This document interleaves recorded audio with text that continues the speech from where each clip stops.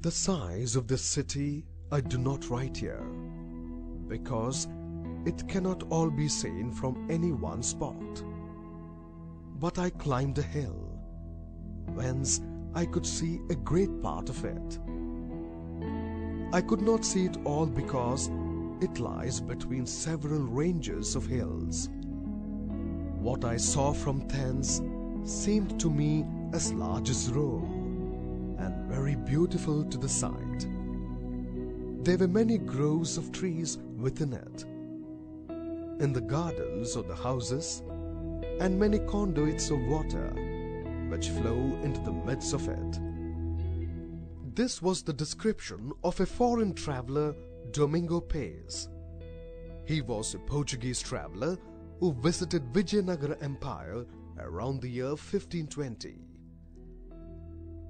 Referred as the Kingdom of Bisnaga by the Portuguese, Vijayanagara was a South Indian empire based in the Deccan Plateau. Established in 1336 by Harihara I and his brother Bukkaraya I, it lasted until 1646, although its power declined after a major military defeat in 1565 by the Deccan Sultanates. The empire is named after its capital city of Vijayanagara, whose impressive ruins surround modern Hampi, now a World Heritage Site in modern Karnataka, India. The writings of medieval European travelers such as Domingo Paes and the literature in local vernaculars provide crucial information about its history.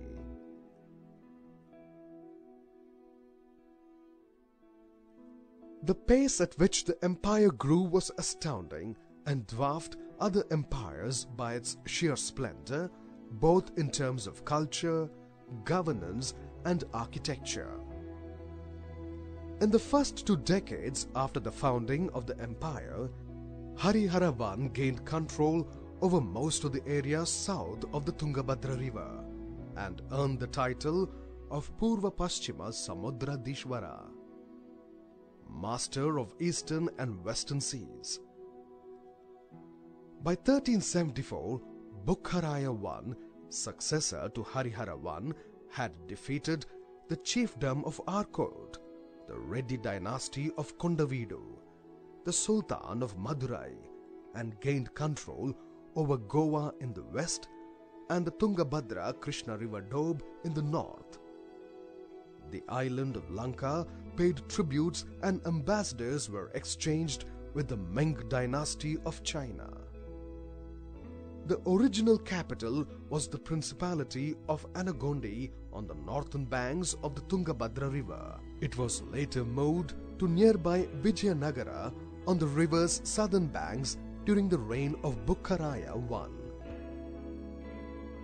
With the Vijayanagara kingdom now imperial in stature, Harihara II, the second son of Bukkaraya I, further consolidated the kingdom beyond the Krishna River and brought the whole of South India under the Vijayanagara umbrella.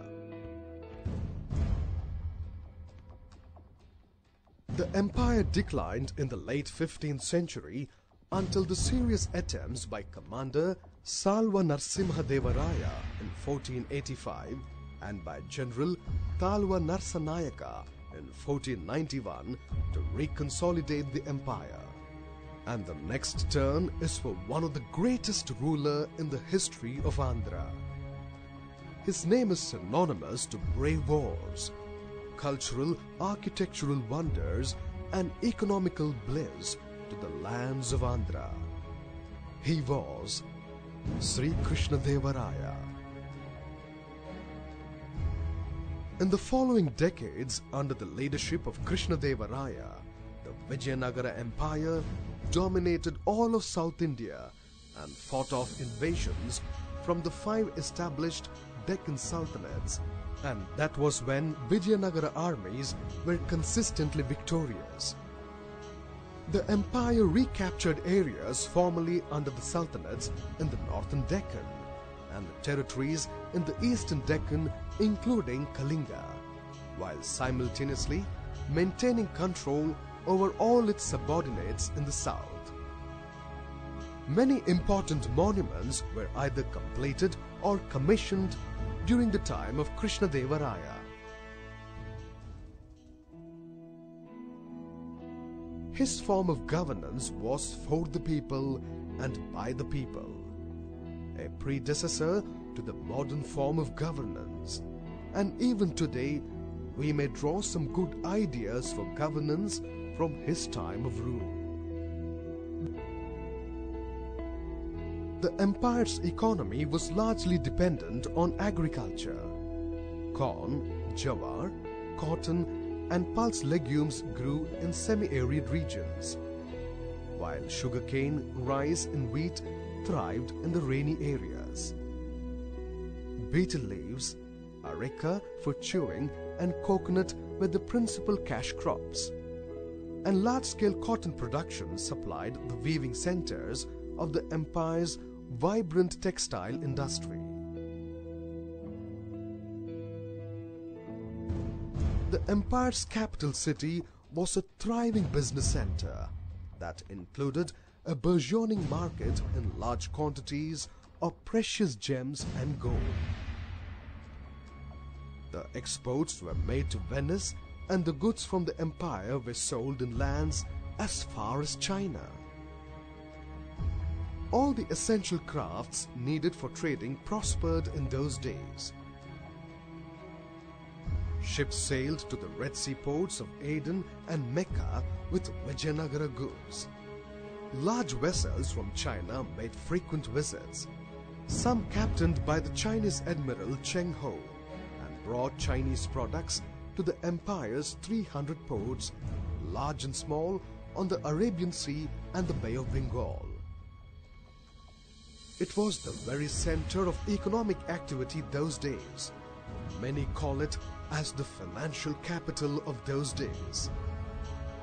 It was under the regime of the Vijayanagara emperors that a temple, which was a very small and less known, attained the majority of its current opulence and size, with the donation of expensive jewelry made of diamonds and gold. With the help and interest shown by Krishnadevaraya, the little temple of those days is the most visited place in the world now. Tirumala.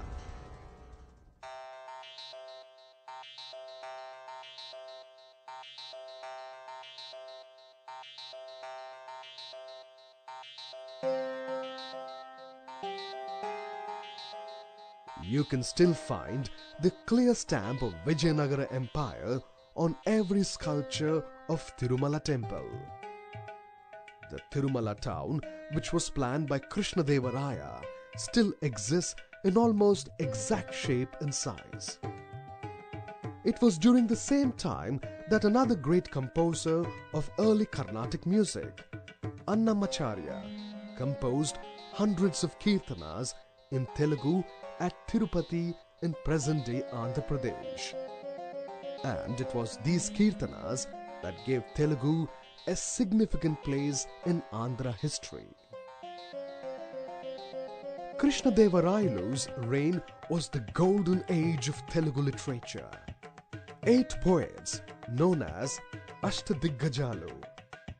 These 8 poets were the 8 pillars of his literary assembly. It was Sri Krishnadevaraya who coined the famous term Desa Bhashalayandu Telugu Lessa. Of all the languages of the country, Telugu is the best. And that in turn made the Portuguese and the other foreigners call Telugu as the Italian of the East.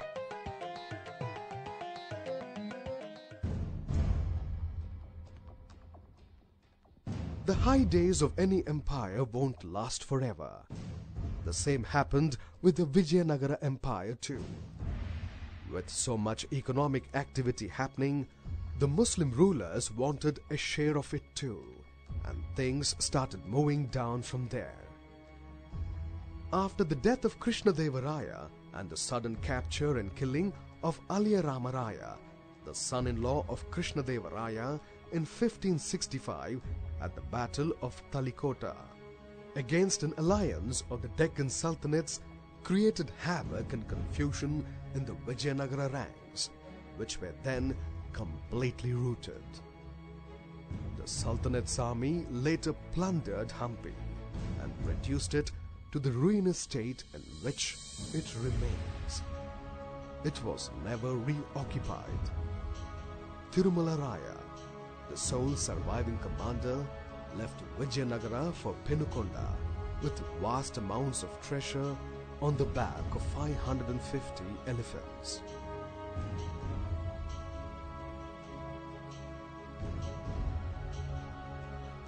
Battle of Talikota will remain as a bitter memory in the history of Andhra and Karnataka. The description of the war and the subsequent destruction will remind us of how animal can a human become, and how one man's ego can destroy a whole empire, and how overconfidence is many times the root cause of all failures. The last kings of Vijayanagara grew overconfident to an extent that they didn't take this war that seriously, and the fate had a version of its own, waiting in the battlefields of Talikota. The remains of palaces and temples at Hampi are only some of the magnificent constructions of those times.